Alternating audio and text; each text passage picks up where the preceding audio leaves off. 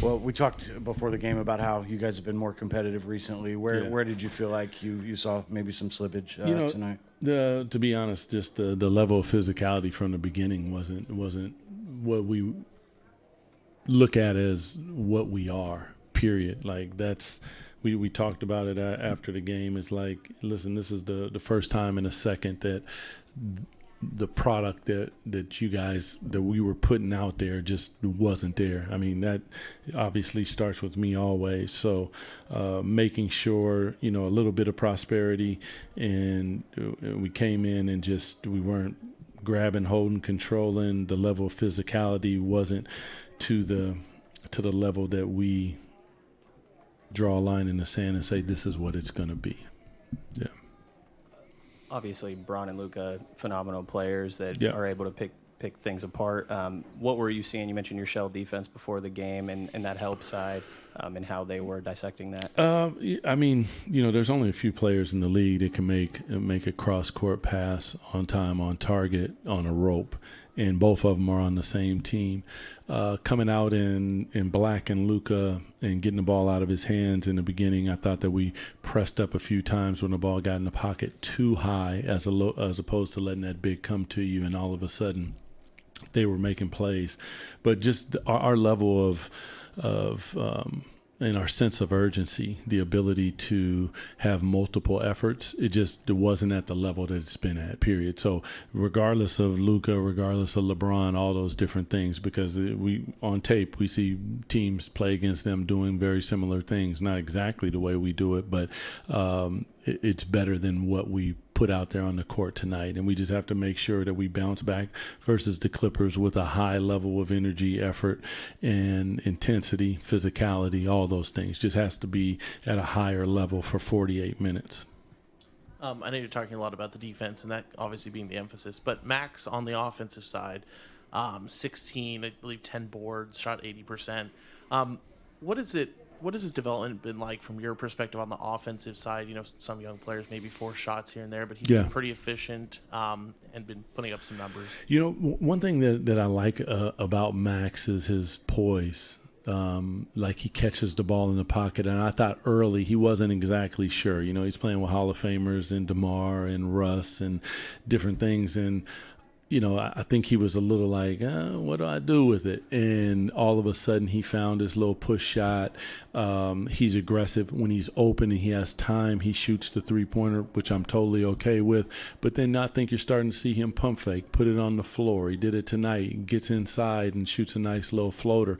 And then he has playmaking ability. So I think that that adds to his poise as well, because as he's dribbling, he's surveying, which a lot of big guys don't do. But just his poise more than anything. I think that allows him, like when you catch in there, guys are swinging at you and all types. Sometimes it can rush you, speed you up. And I don't think he allows people to do that. With the level of physicality, listen, that's going to happen for all rookies as he continues to develop. So watching him, his base gets stronger, his footwork gets better. He already has the touch.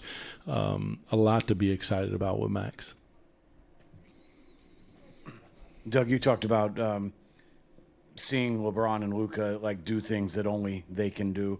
I know watching them do this stuff is nothing new to anybody, but do you ever stop marveling just at the gifts and the talents that are there? Yeah, I mean, the special players, man.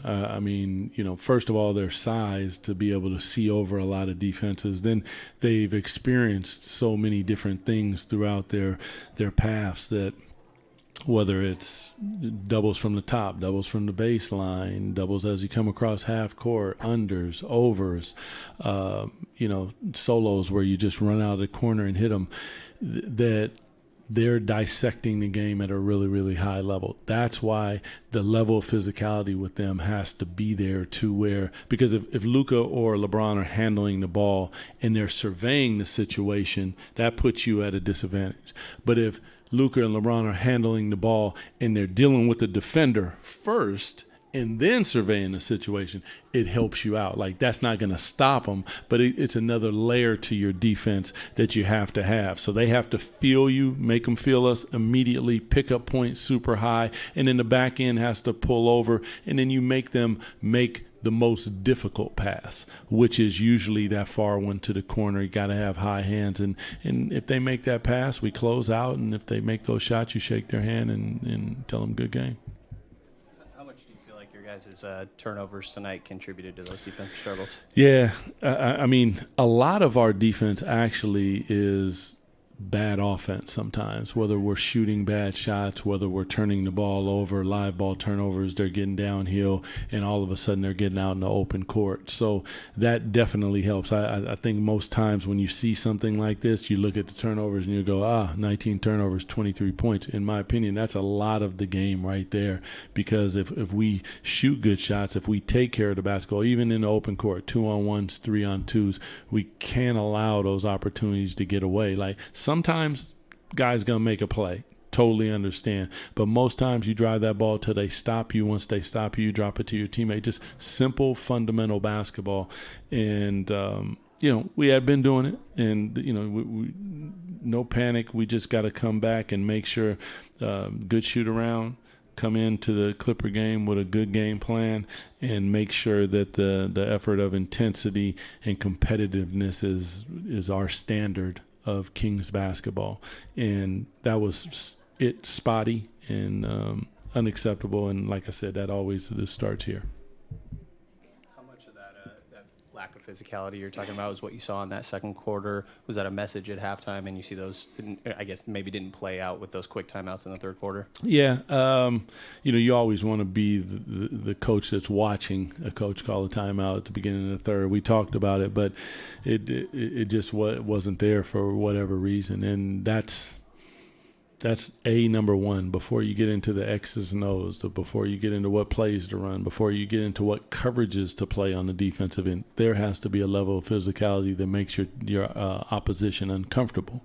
Once that happens, now we go to the next layer of things before we even get to all the other stuff.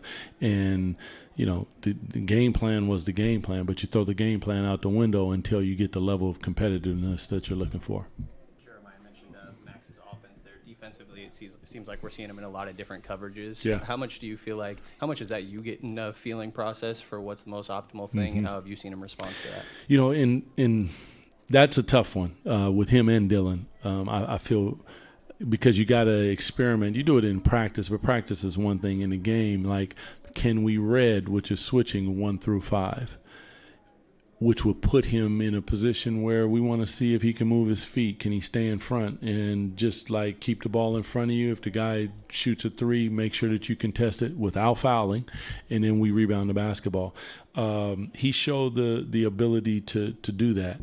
So sometimes we trust him in that. I think Dylan is very good. A lot of the guards that he switches out on, I think he moves his feet, contests. So with both of those guys, as they continue to understand angles, they get better with their base and their fundamentals, it'll turn our defense into another layer, meaning that we can switch, keep the ball in front of us, and be in the gaps and make teams settle for shots that they don't want to shoot, as opposed to the big pins down. Now the guard's trailing, big's not there, they're getting in the paint, big's rolling. It's just a domino effect that if Dylan and Max can switch out, like I think that they can, it helps us mightily. Yeah. Good. Thank you, guys. Appreciate you guys.